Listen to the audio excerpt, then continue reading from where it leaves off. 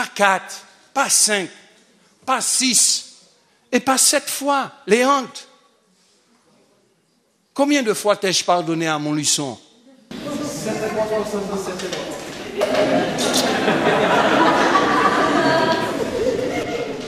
Mes frères et sœurs, j'ai eu beaucoup de pitié de ce frère. Et en plus, il dit cela. Il croit que c'est toute une vie. Et c'est qu'en une journée. Parce qu'il fallait le supporter.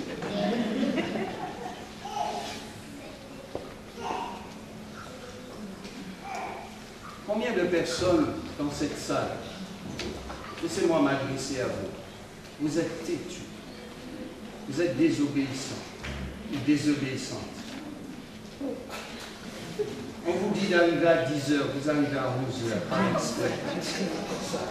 Et vous vous moquez des gens. Parlez dans le micro. Parlez dans le micro. Combien de personnes ici sont désobéissantes? On vous dit d'arriver à 10h et vous arrivez à 11h par exprès. Je prends ce petit exemple, mais cela va interférer dans toute la vie, la réalité. Votre mari, votre épouse, vos enfants, par exprès, pour les embêter, on fait le contraire de ce qui nous est demandé. Ça, c'est un problème. Je ne peux pas, en tant que chrétien, être rebelle à une demande qui est juste.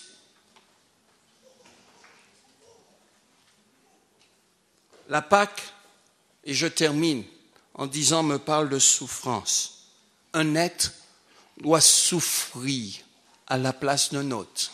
Ce petit animal qui est entré dans la vie de la famille, c'est terrible, mes frères et sœurs. Je le comprends et je souhaite que vous voyez cet animal entrer dans votre vie de famille. Je vois bien combien Nathanaël, combien Brian, combien Dan peuvent m'exaspérer.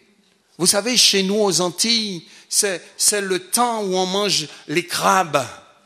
Et là, c'est Nathanaël, Brian et Dan, et même Rudy, et même sa mère,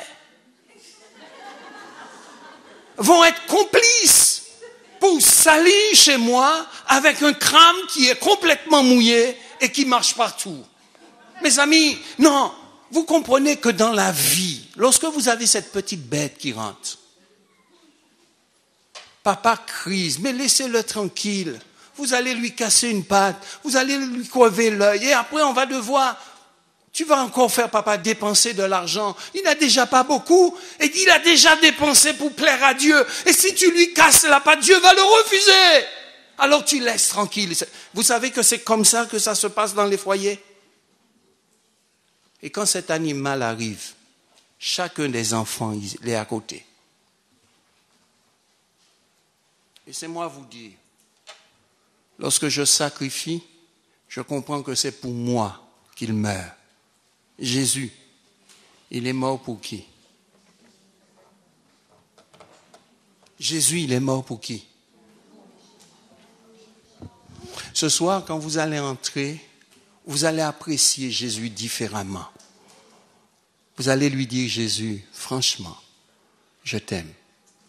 Et quand vous allez dire ça, vous savez, dire à quelqu'un je t'aime, ça peut être qu'un langage. Mais dire à Dieu je t'aime, ça dépasse votre entendement. Parce que quand on prononce le mot amour, aimer, ça vient des profondeurs de notre entraille. Et parce qu'on a compris que Jésus a posé une action qui est valable pour ma propre vie, je ne peux pas le considérer différemment. Jean le cite mieux que moi-même. Cette lumière est venue au milieu des siens et les siens ne l'ont pas reçue. À ceux qui l'ont reçue, il a donné le pouvoir de devenir enfants de Dieu. Jean le Baptiste le cite ainsi, il dit, voyant Jésus venir à son baptême, Il regarde cet homme qui est son cousin, inspiré par le Saint-Esprit, contrôlé par le Saint-Esprit. Il va prononcer des paroles mémorables.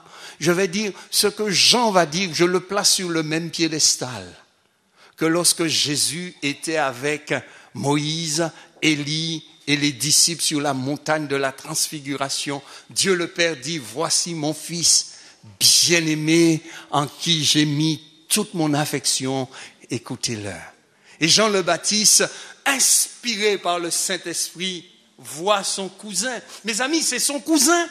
Ils ont vécu ensemble, ils ont joué ensemble, ils ont mangé des sauterelles ensemble, ils ont bu du miel ensemble. Et puis un jour, il voit ce Jésus qui vient à lui. Waouh!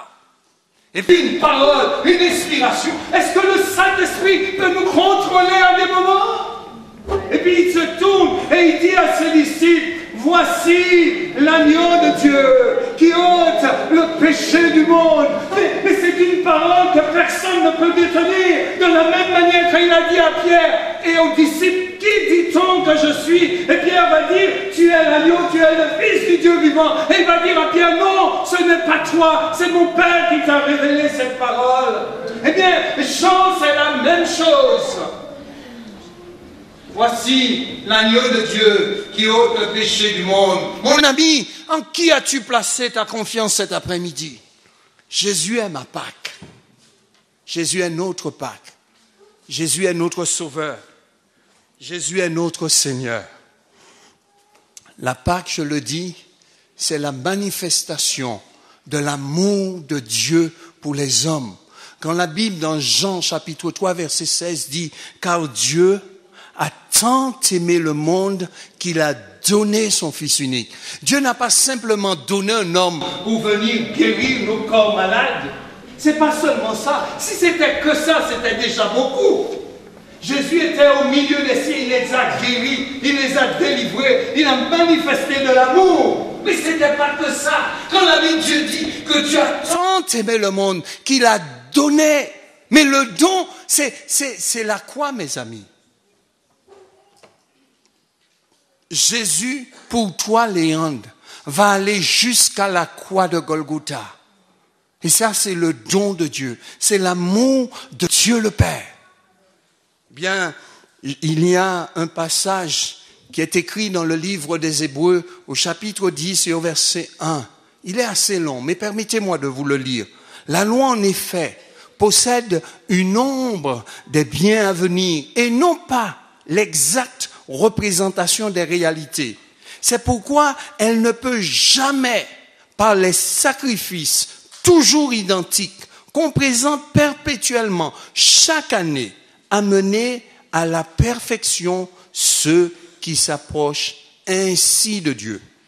Sinon, n'aurait-on pas cessé d'en présenter, puisque ceux qui rendent ce culte auraient été purifiés une fois pour toutes et n'auraient plus eu aucune conscience de leurs péchés. Mais par ces sacrifices, on rappelle chaque année le souvenir des péchés, car il est impossible que le sang des boucs, que le sang des taureaux et des boucs ôte le péché. Ces souvenirs des péchés, c'est pourquoi, en entrant dans le monde, écoutez ce que Christ dit, en entrant dans le monde, le Christ dit, tu n'as voulu ni sacrifice, ni offrande, mais tu m'as formé un corps. Tu n'as agréé ni holocauste, ni sacrifice pour le péché. Alors j'ai dit, voici, je viens. Dans le rouleau du livre, il est écrit à mon sujet pour faire, ô Dieu, ta volonté. C'est une belle parole, n'est-ce pas?